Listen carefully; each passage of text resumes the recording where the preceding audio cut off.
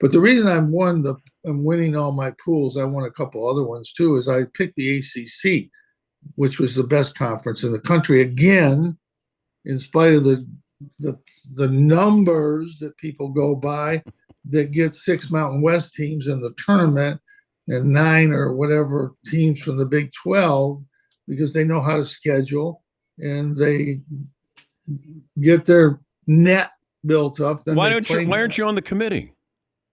Because I'm a coach and they think they're much smarter than I am. So,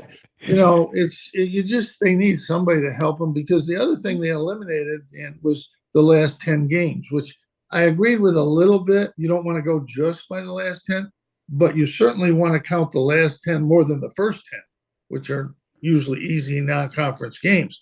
And if you looked at Pittsburgh, Seton Hall, Indiana State, and St. John's, at the end of the year, they were just playing way better. It wasn't even close. Yeah. And the fact that they're in the finals of the NIT, I'm not even going by that. But they were teams should have been in. Now, here's the real interesting thing. 5 bid stealers came up this year. So those 4 or 5 teams got pushed out, which means they were really good enough to get in the tournament, right?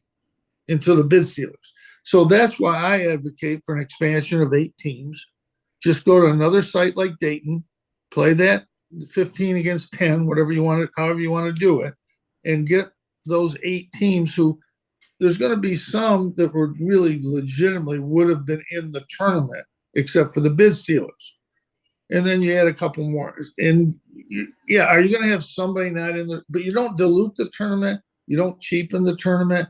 I remember when it was at 24, Coach Wooden said, no expansion. This is perfect, and he was pretty smart. But obviously, we went to 48. Tournament was great. We went to 64, great. 68, great. Tournament's great. Everything is screwed up in college basketball right now. Everything, except for the games on the court. They're good. Somehow, miracle, they're still good. The fact that we're in the off season and starters are transferring. Yeah. 5 starters from one school transfer, and they had a good coach.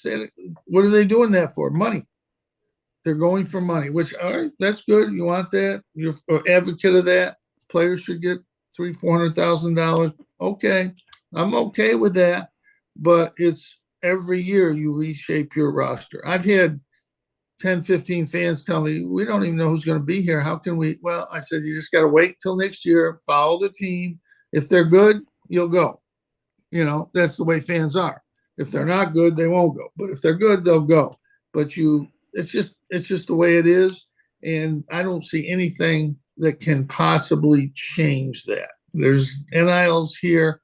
Even if you had employees, even whatever, you're still going to have NIL because you got to get the players to your school.